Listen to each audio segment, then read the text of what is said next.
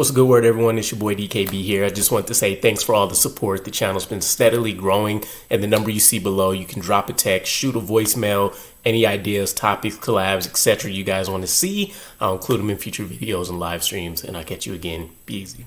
What's a good word, Jets fans? It's your boy DKB here, and let's talk draft picks, specifically our third rounder, Azareye'h Thomas.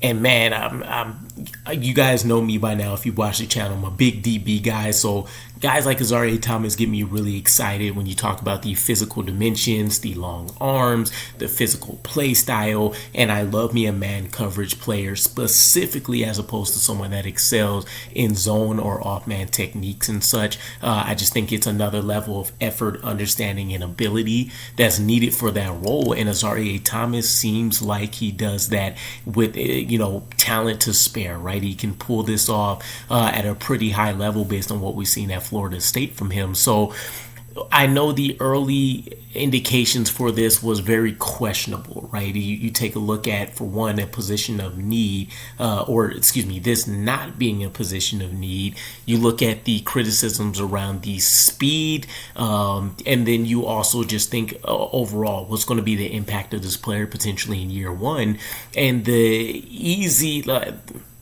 baseline best case scenario for him was probably going to be something like cornerback 4, right?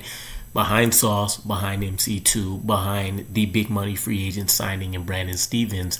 So why spin that pick, right? Kind of screamed like desperation and maybe someone that wasn't prepared based on how the board felt. And of course, the Bills jumping ahead of us, I believe, for Deion Walker in that specific round, for example. But he's been turning heads early, and whether it's Craig Moffitt from Jets Wire, whether it's Zach Rosenblatt from The Athletic, whether it's the New York Jets account themselves posting highlight footage of him covering Garrett Wilson and having pass breakups, right? He's been turning heads left and right, and I would say his stock is clearly going up, so much so that it's impressive that he can at least initiate a conversation of whether he should start over Brandon Stephens, who again is our big money free agent, right? I think 3 years, $36 million is what he got. 20 million guaranteed, I feel like, off the top of my head. Either way, something significant enough that left us scratching our heads, right? So when it comes to a lot of those criticisms as well, we already heard Aaron Glenn speak to this. For one, Steve Wilks did recently acknowledge that not only Azareye'h Thomas, but Malachi Moore as well, these are DNA type players for their defense. So you expect at the very least that this is going to be a core guy for a while. Best case scenario, he's going to be that long-term partner for Sauce Gardner. But also listening to Aaron Glenn when it comes to speed, he mentioned he's not a stopwatch or a stop clock watcher, right? He obviously cares about that metric, but he also detailed that he cares more about the game speed, and he's seen enough plays where he's running against guys that run 4.4s or run 4.3s, and he can see that he's still riding in the hip pocket up to a certain point, or whatever that ends up looking like for him, right? So if it's signed off by Aaron Glenn, who was a different caliber of player and had a different level ability to him than what Azareye'h Thomas is showing, then it's worth acknowledging that it's similar conversations to Brandon Stephens, right? Totally different, but still, I won't bet against AG, although when you have this conversation about him potentially earning a starting role and specifically stealing Brandon Stephens, right? Big money free agent. He is coming off a pretty disastrous year with the Ravens. And also the Ravens is another organization that, specifically when you want to talk secondary play as well, they've been one of the best, if not one of the most elite franchises in terms of being able to continue to pump out, turn out, develop talent at those positions, safeties and cornerbacks. So you're talking about a pretty big undertaking for Aaron Glenn, and the fact that you're hoping he can complete the reclamation project for Brandon Stephens where the Ravens weren't able to. But also the fact that Azareye'h Thomas could challenge this. Again, it's early, it's minicamp. We haven't had pads. He hasn't proven anything in the NFL without having ever taken any snaps, right? But when you look at both of these guys, again, the big frame, the long arms, the ability to play bump and run coverage, man coverage. Brandon Stephens, you can argue, can do a little bit more because the athleticism is probably a little bit better.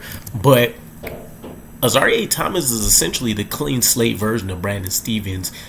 If you want to just kind of think about this from the comp comparison, right? These are both guys that can struggle with making plays on the ball just because of the nature of how they play the game, how they may be utilized. But whereas Brandon Stephens has some traits that he needs to be untrained in, Azareye'h Thomas is coming in clean. He's coming in fresh. So now Aaron Glenn and them can take a look at, we just need you to be consistent in the technique that we want you to use, and not that we have to untrain and unwork. And essentially it's going to be apples to apples, right?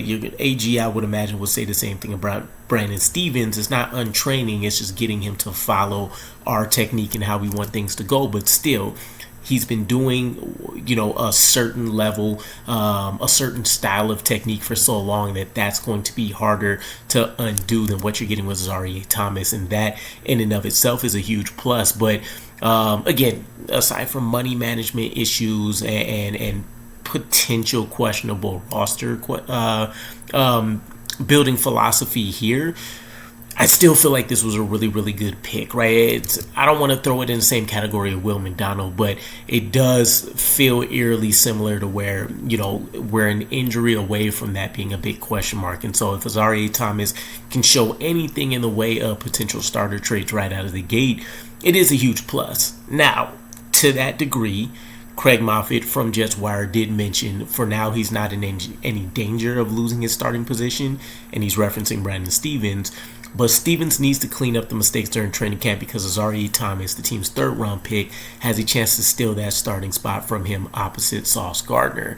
You look at Eric Allen. He talked about him popping early. And one of the pieces that, just to put everything in perspective here when it comes to the OTAs, Azareye'h Thomas hasn't just been running with the first-team defense or anything like that, right? He's gotten some plays here and there, of course, because we're seeing him matched up with Garrett Wilson, but he's essentially playing with or against Tyrod Taylor, right? Which is a guy that is not known for turnovers, for one, is known for a pretty accurate ball, for two, and also has done a really, really good job being able to attack the deep parts of the field when necessary, and actually does it a lot better than even some starting quarterbacks that have gotten chances ahead of him, not just with the Jets, but throughout his career. So, for one, that also impresses me, right? You're talking about him going against a veteran, and it's not like he's facing Brady Cook every practice and he's just able to take advantage of a lesser quarterback, adjusting to the scheme, etc., etc. And then you also look at the fact that he has played against Garrett Wilson, but even beyond that, when you're looking at the wide receiver 2 position, because you don't want to put him in the slot by any means, you're talking about him facing a trio of veteran receivers. You're talking about Tyler Johnson. You're talking about Josh Reynolds. You're talking about Allen Lazard. And while none of these guys are going to be anybody that you look at as like the, basketball reference here, but sixth man of the league, these are still capable guys that have found a way to continue to earn secondary contracts and stuff for a reason. And at the very least, you know what the floor looks like for a lot of these guys, and it's at an quote-unquote acceptable level for teams that look at signing them, right, and hopefully squeezing a little bit more juice out of some of these guys. But still, savvy veterans that are able to go out there and get a job done, right? They've been in the league for 4, 5, 6 plus years, and they know how to take advantage of a rookie. So to hear that not only is he holding his own, but also he's able to go out there and potentially hang with some of the better stars in the league as well.